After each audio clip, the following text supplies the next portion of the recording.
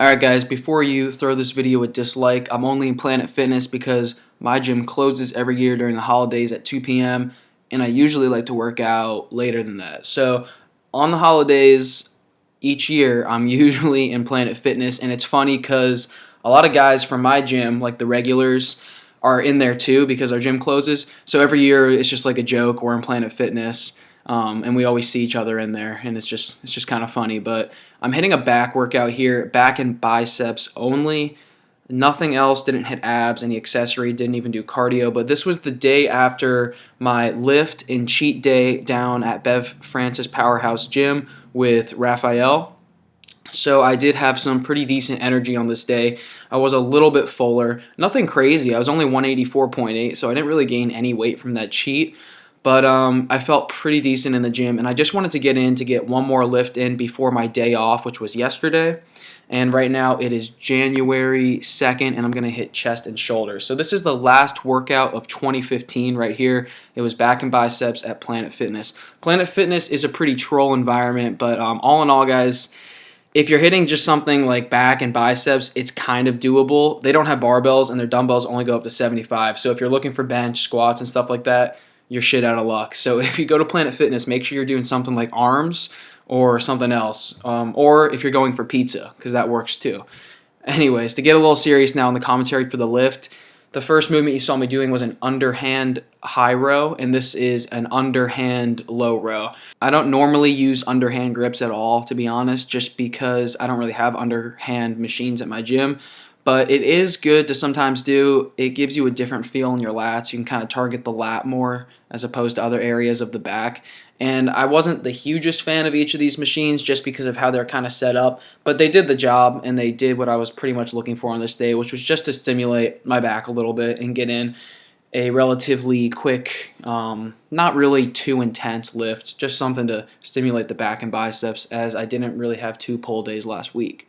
Doing the cable row here, staple movement. I've done this a while. I actually did this with Raphael, so I did this 2 days in a row, and that's probably not ideal. I mean, I wouldn't recommend you guys do the same thing 2 days in a row usually, unless it's something like a certain split or a certain program for squats that you're trying to gain strength on.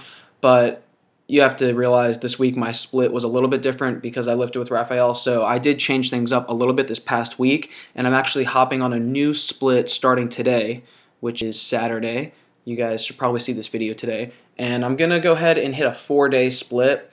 And usually when I was doing 4 days, I was kind of doing like a push-pull, legs, shoulders, and arms. But I feel like that's sort of overloading arms, not giving enough to chest and back, or shoulders, really. So what I made for my new 4-day split is going to be chest and shoulders. And then day 2, I'm going to hit legs. Day 3, I'm supposed to hit back, and day 4, I'm going to hit arms only. Now, ideally, you want higher frequency in your training. To be completely honest, you just want to hit things more often.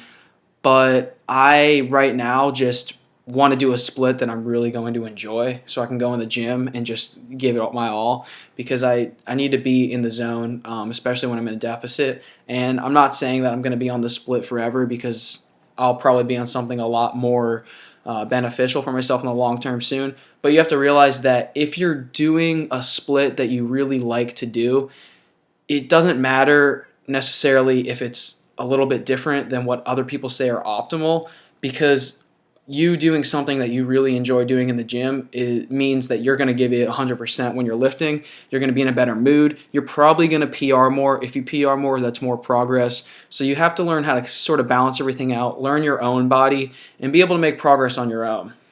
Getting to the curls here, last 2 movements of this entire workout.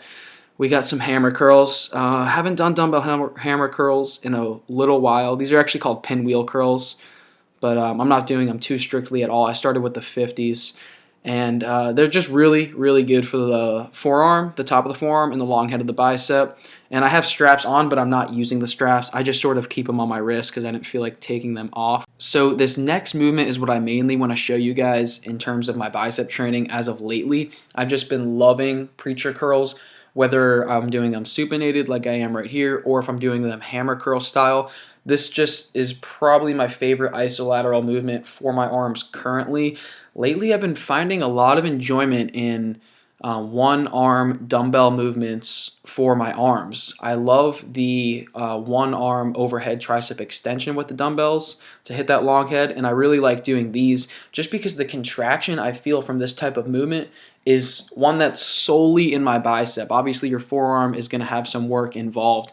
That's just the mechanics of the body, but if you keep your body still and you keep the weight range, regardless of how many sets you're doing, in a point where you can do 10 to 15, even 20, 25 reps on my last sets, you're really only working your bicep, and you can still get a good amount of overload volume on it. And I just really think it's superior to a lot of movements that I was doing in the past that, I kind of had in there because I thought, oh, I have to do this. But, barbell curls, hammer curls, these types of curls on the Preacher, they're all really beneficial. So that's the video, guys. Stick around for this next clip where a Planet Fitness employee stands next to me for about 20 seconds while I perform my set. I'm ignoring him the entire time until he steps in front of me, at which point I finish my last 1.5 reps of the set, and then I begin to talk to him. But just a little word to the wise, don't interrupt people's sets, guys. That's pretty rude, but stick around for this clip. It's funny. I remain respectful because I don't want any problems. Comment, like, subscribe. Peace out. Check you in the next one, guys. Excuse me, sir. Oh, yeah, it's fine. Are you the one recording? What? Are you the one recording? Yeah, just take a video. You need a special license to record? Oh, you do? Yeah. I'm not allowed to do it. No, I'm sorry. Alright, it's all good. No worries. Lyrically, I'm untouchable, uncrushable.